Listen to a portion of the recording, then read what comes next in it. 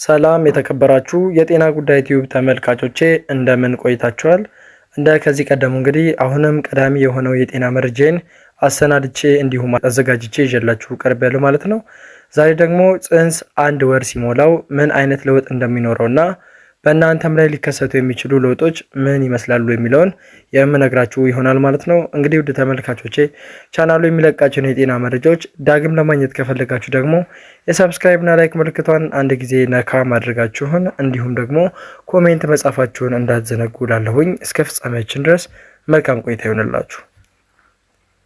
ስለ መጀመሪያ እርግዝና ምልክቶች ማለትም ልጃችሁ በአንደኛው ወር ውስጥ እንዴት እያደገ እንዳለና በዚህ ወር ውስጥ ምን አዲስ ነገር እንደሚጠብቃችሁ የበለጠ ማወቅና መረዳት ወሳኝ ነው። ምክንያቱም በእርግዝናችሁ ወቅት የተለያዩ ክስተቶች ሊፈጠሩ ይችላሉ።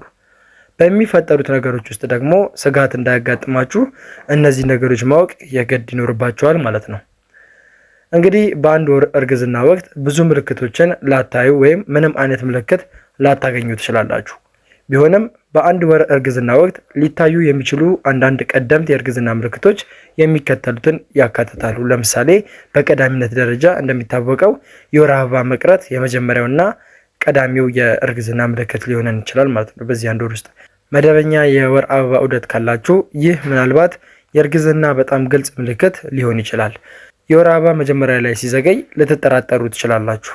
ነገር ግን ሙሉ በሙሉ ሲቀር ደግሞ በእርግጠኝነት ምን እየተከሰተ እንደሆነ መገመት ወይም ደግሞ ማወቅ ትችላላችሁ ማለት ነው። ሌላው ደግሞ የስሜት መለዋወጥ ሊገጥማችሁ ይችላል። ስታረግዙ የሆርሞን ደረጃችሁ በከፍተኛ ሁኔታ መጨመር ይጀምራል እና ይህ አንዳንድ ጊዜ ከመደበኛ በላይ ስሜታዊ እንድትሆኑ ሊያደርጋችሁ ይችላል። እርጉዝ መሆናችሁን ስታውቁ ከጭንቀትና ግራ መጋባት አንስቶ እስከ ደስታና ከፍተኛ ስሜት ድረስ ያሉ የተለያዩ ስሜቶች መሰማት የተለመደ ነው። በእነዚህ አጋጣሚዎች ደግሞ የተለያዩ የስሜት መለዋወጥ እንዲገጥማችሁ ይህ ነገር መንስኤ ሊሆን ይችላል ማለት ነው። እንዲሁም ደግሞ ማበጥ ወይም ጋዝ መብዛት ሊታይባችሁ ይችላል። የእርግዝና ሆርሞኖች መጨመር ወደ ማበጥ እንዲያመራ ሊያደርግ ይችላል። ይህም ለወር አበባ መቅረት የተለመደ ምልክት ሊመስል ይችላል። ለዚህ ደግሞ ተጨማሪ ፋይበር መመገብና አዘውትሮ የአካል ብቃት እንቅስቃሴ ማድረግ የሆድ ማበጣችሁን ለማስታገስ ይረዳችኋል ማለት ነው።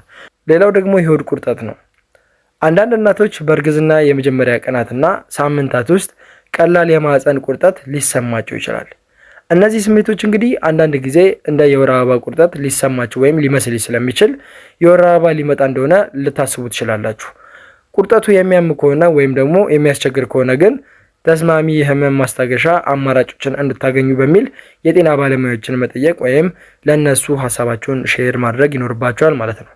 ሌላው ደግሞ ስፖቲንግ ወይም ደግሞ ቀላል የደም መፍሰስ ልትመለከቱ ትችላላችሁ። በውስጥ ሱሪ ላይ አንዳንድ የደም ነጠብጣቦችን ካያችሁ ይህ የመትከል ደም መፍሰስ ወይም ኢምፕላንቴሽን ብለዲንግ ተብሎ የሚጠራ ሊሆን ይችላል። ይህ ቀላል የደም መፍሰስ የሚፈጠረው ደግሞ የተዳቀለው እንቁላል በእርግዝና መጀመሪያ ላይ በማህፀን ግድግዳ ላይ ሲተከል ሊከሰት የሚችል ሲሆን ለዚህ ደግሞ የንጽህና መጠበቂያ ጨርቅ መጠቀም ማንኛውንም ድንገተኛ ፍሰት ለመከላከል የሚረዳና ጠቃሚ ነው ማለት ነው። እንዲሁም ደግሞ ተደጋጋሚ የሽንት መሽናት ሊገጥማችሁ ይችላል። እርጉዝ በምትሆኑበት ጊዜ በሰውነታችሁ ውስጥ ያለው የደም መጠን መጨመር ይጀምራል። ይህ ማለት ኩላሊታችሁ ተጨማሪውን ፈሳሽ ለማስወገድ ከወትሮ በላይ መስራት ይኖርበታል። ይህም በመጨረሻው ወደ ፊኛ ይገባል ማለት ነው። ምንም እንኳን አንዳንድ የእርግዝና የመጀመሪያ ምልክቶች ከጊዜ በኋላ ሊቀንሱ ቢችሉም ይህ ምልክት ግን ከነሱ አንዱ ላይሆን ይችላል። ስለዚህ ይህንን ለማስተካከል ደግሞ የፈሳሽ መጠናችሁን አትቀንሱ። ምክንያቱም ሰውነታችሁ በቂ ፈሳሽ ማግኘቱ አስፈላጊ ነው። ነገር ግን ከቤት ከመውጣታችሁ ወይም ለተወሰነ ጊዜ ከመጸዳጃ ቤት ርቃችሁ ከመሄዳችሁ በፊት መሽናትና መጸዳዳት ይኖርባችኋል ማለት ነው። እንዲሁም ደግሞ የጡት መቁሰል ወይም ስሜታዊነት ሊገጥማችሁ ይችላል። ጡታችሁ በአሁን ጊዜ ስሜታዊ ሊሆኑ አልፎ ተርፎም ደግሞ ሊያሙ ይችላል። ነገር ግን ይህ ምልክት ሰውነታችሁ ላይ እየተከሰተ ካለው የሆርሞን ለውጦች ጋር ሲላመድ በጥቂት ሳምንታት ውስጥ ሊቀንስና ሊቆም ይችላል። ስለዚህ በምታረግዙበት ጊዜ የጡት መክሰል ወይም ደግሞ ስሜታዊነት የተለመደ ነው ማለት ነው። እንዲሁም ደግሞ ድካምም ሊሰማችሁ ይችላል። በምትጸንሱ ጊዜ ከወትሮ ትንሽ የበለጠ ድካም ሊሰማችሁ ይችላል። ይህ ደግሞ በእርግዝና ወቅት የተለመደ ክስተት ስለሆነ ድካም በሚሰማችሁ ጊዜ የምን ምልክት እንደሆነ ልትገነዘቡ ወይም መረዳት ይኖርባችኋል ማለት ነው። እንዲሁም ደግሞ ማቅለሽለሽም ያጋጥማቸዋል። ይህ የሚታወቅ ነው። እንደውም በስፋት ብዙ አብዛኞቹ ሴቶች ይህ ነገር ይከሰትባቸዋል። ማስታወክን የያዘ ወይም የሌለበት ማቅለሽለሽ ብዙውን ጊዜ የሚጀምረው ከመጀመሪያው ወር እርግዝና በኋላ ነው። ነገር ግን አንዳንድ እናቶች ትንሽ ቀደም ብሎ ሊሰማቸው ይችላል እና አንዳንድ እድለኛ ሴቶች ደግሞ ከመጀመሪያ እርግዝና ጋር የተያያዘ ምንም አይነት የማቅለሽለሽ ስሜት ላይሰማቸው ይችላል። ስለዚህ ይህንን ለማስተካከል ደግሞ ሰውነታችሁ በቂ ፈሳሽ እንዲያገኝ ማድረግ ብዙ ቫይታሚን መውሰድ ትችላላችሁ ማለት ነው። እንዲሁም ደግሞ የሆድ ድርቀት ሊሰማችሁ ይችላል ወይም ሊከሰትባችሁ ይችላል። የሆድ ድርቀት ከተሰማችሁ የሆርሞን መጠን መጨመር የምግብ መፈጨት ስርዓታችሁን ሊያዘገየው ስለሚችል የሚከሰት ነው። አብዛኛውን ጊዜ ብረት የያዙ የቅድመ ወሊድ ቫይታሚኖችም ለዚህ ዋና ምክንያት ሊሆኑብን ይችላሉ። ነገሮች እንደገና እንዲቀጥሉ ለማድረግ ደግሞ ከጤና እንክብካቤ አቅራቢዎች ጋር የሕክምና ድጋፍ ማግኘት ትችላላችሁ ማለት ነው። በመጨረሻ ደግሞ ለአንዳንድ ምግቦች አለመፈለግ ወይም ደግሞ የምግብ ጥላቻ እንዲኖርባችሁ ሊሆን ይችላል። አዲስ እርጉዝ ስትሆኑ አንዳንድ ሽታዎችና ጣዕሞች እንደ ቀድሞ የሚስቡ እንዳልሆኑ ሊሰማችሁ ይችላል። አንዳንድ ምግቦችና ሽታዎች ሲያጋጥሟችሁ ደግሞ ማቅለሽለሽ መሰማትና አንዳንድ ጊዜም ቢሆን ከጠዋት ህመም ጋር አብሮ ሊከሰት ይችላል ማለት ነው። እንግዲህ እነዚህ ምልክቶች በሙሉ ማለት ነው ከእርግዝና ጋር በተገናኘ በመጀመሪያ ወር ላይ ሊሰማቸው የሚችሉ ምልክቶች ውስጥ የሚጠቀሱ ናቸው ማለት ነው። በመቀጠል ደግሞ የልጁ እድገት በዚህ ወር ላይ ምን ይመስላል የሚለውን እንመለከታለን። እንግዲህ ከጽንስ አፈጣጠር በኋላ የዳበረው እንቁላል በማህፀን ቱቦ በኩል ወደ ማህፀን ይጓዛል። እዚያም በማህፀን ግድግዳ ላይ ይጣበቃል ማለት ነው። እንቁላሉ ደግሞ ወደ ብዙ ሴሎች ይከፋፈላል። ከነዚህም ውስጥ አንዳንዶቹ ሽል የሚሆኑ ሲሆን ሌሎቹ ደግሞ በእርግዝና ወቅት ለልጁ ምግብ የሚያቀርበውን የእንግዴ ልጅ ይሆናሉ ማለት ነው። እንዲሁም እምብርት በሽሉና በእንግዴ ልጁ መካከል ይፈጠራል። ይህም ንጥረ ነገሮችን ያቀርባል፣ እንዲሁም ደግሞ ቆሻሻን ለልጁ ያስወግድለታል ማለት ነው። የሚቀጥለው ወር ደግሞ ለጽንሱ ፈጣን የእድገት ጊዜ ነው። ምክንያቱም የውስጥ አካላት አጥንቶችና ትናንሽ እግሮች መፈጠር ይጀምራሉ። በመጀመሪያዎቹ 8 ሳምንታት ውስጥ ትንሹ ልጅ በሕክምና አጠራር ሽል ተብሎ ሊጠራ ይችላል። ከዚህ ጊዜ በኋላ ግን ልጁ እስኪወለድ ድረስ ጽንስ ተብሎ ይጠራል ማለት ነው። ምክንያቱም እስከዛ ድረስ ልጁ በጣም ትንሽዬ ነው። ነገር ግን የእርግዝና ሁለተኛ ወር መጀመሪያ ላይ ሲደርስ ትንሽዬ ልጃችሁ ሩብ ኢንች ያክል ርዝመት ይኖረዋል ወይም ደግሞ እንደ ዱባ ዘር ያህል መጠን ያለው ይሆናል ማለት ነው። በአንድ ወር እርግዝና ጊዜ በሰውነታችሁ ላይ የሚከሰቱ ለውጦች ደግሞ የሚከተሉት ናቸው። ለምሳሌ በዚህ ጊዜ በሰውነታችሁ ላይ ምንም አይነት ለውጥ ላትመለከቱ ትችላላችሁ። ነገር ግን ይህ ማለት ከውስጣችሁ ብዙ ነገር እየተከናወነ አይደለም ማለት አይደለም። በዚህ ደረጃ አጠቃላይ ጤንነታችሁንና አመጋገባችሁን በመንከባከብ ሰውነታችሁን ለእርግዝናና ለወሊድ ማዘጋጀት እጅግ በጣም አስፈላጊ ነው ማለት ነው። ይህ ብዙውን ጊዜ እናንተም ሆነ ልጃችሁ ለሚመጡት ወራት የሚያስፈልጋችሁን ሁሉንም ንጥረ ነገሮች ማግኘታችሁን ለማረጋገጥ የብዙ ቫይታሚን ተጨማሪ ምግቦችን መውሰድ ይኖርባችኋል ማለት ነው።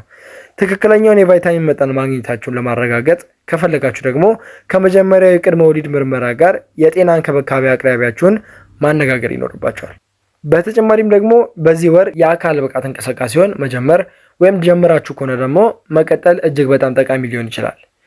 የሚወዳቸው እንቅስቃሴ በእርግዝና ወቅት ደህና መሆናቸውን ለማረጋገጥ ከፈለጋችሁ ደግሞ የሕክምና ባለሙያ ሊያግዛችሁና መስራት ያለባችሁንና የሌለባችሁን የአካል ብቃት እንቅስቃሴዎች እንዲነግራችሁ መጠየቅ ይኖርባችኋል። ነገር ግን በአጠቃላይ መደበኛ የአካል ብቃት እንቅስቃሴ ማድረግ በእርግዝናችሁ ወቅት በሙሉ የሚያስፈልጋችሁን ጥንካሬና ጽናት ለመገንባት ይረዳችኋል ማለት ነው። ስለዚህ እንቅስቃሴ ግን ከማድረጋችሁ በፊት በየትኛውም አጋጣሚ ቢሆን ከጽንሱ ጋር አብሮ ሊሄድ የሚችል የአካል ብቃት እንቅስቃሴ የትኛው እንደሆነ ይበልጥ ማወቅ ይኖርባችኋል። ምክንያቱም ይህ በጣም አስፈላጊ ነው። ይህን ነገር በተሳሳታችሁ ቁጥር ለጽንሱ ሎድ ልታበዙ ትችላላችሁ። ኦር ደግሞ ጽንሱ ወደ ሌላ ቦታ ወይም ደግሞ ጽንሱ ከሚገባው ቦታ እንዲሸራተት ልታደርጉ ትችላላችሁ ማለት ነው። ስለዚህ ከሕክምና ባለሙያዎች ጋር የታገዘ እናንተ ሊደግፋችሁ የሚችልና እንዲሁም ደግሞ ለውልጃ በምትወልዱ ጊዜ ሊያግዛችሁ የሚችል የአካል ብቃት እንቅስቃሴ መሆን ስላለበት የግድ ከጤና እንክብካቤ አቅራቢዎች ጋር ፊት ለፊት ተገናኝታችሁ ተነጋግራችሁ እንቅስቃሴዎችን ማስተካከል ይኖርባችኋል ማለት ነው። እንግዲህ ውድ ተመልካቾቼ ከአንድ ወር የእርግዝና ክስተቶች ጋር በተገናኘ ሊከሰቱ የሚችሉ ክስተቶችን እና በጽንሱም ሆነ በእናንተ ላይ ሊኖር የሚችለውን ለውጥ በተመለከተ አጠር ያለ መሰረታዊ መረጃ እንዳጋራችሁ ተስፋ አደርጋለሁ ማለት ነው። እናንተም ደግሞ ከዚህ ቪዲዮ ጥሩ ትምህርት እንደወሰዳችሁበት ተስፋ አደርጋለሁኝ። እንግዲህ እናንተም ከተማራችሁበት እንዲሁም ቁም ነገር ካገኛችሁበት በቅንነት ለወዳጃችሁ ሼር አድርጉ። በተጨማሪም ሌሎች ጠቃሚ የሆኑ የጤና መረጃዎች እንዲደርሷችሁ ሰብስክራይብ እና ላይክ እንዲሁም ኮሜንት አድርጉ። በይበልጥ ደግሞ ቪዲዮዎቼ ብዙ ሰው ጋር እየደረሱ አይደለም። እንደምትመለከቱት ብዙ ቪዲዮዎች አዘጋጅቻለሁ፣ ነገር ግን ሁሉም ቪዲዮዎች በጣም ዝቅተኛ ቪው እያላቸው ነው። እናንተ ከተመለከታችኋቸው ወይም ከተማራችኋቸው ሌሎች ሰዎች ሼር እያደረጋችሁ እንዲማሩባቸው አድርጉ ማለት ነው። ቀጣይ ደግሞ በሌላ የጤና ርዕሰ ጉዳይ የምንገናኝ ይሆናል ማለት ነው። መልካም ጊዜ ይሆንላችሁ።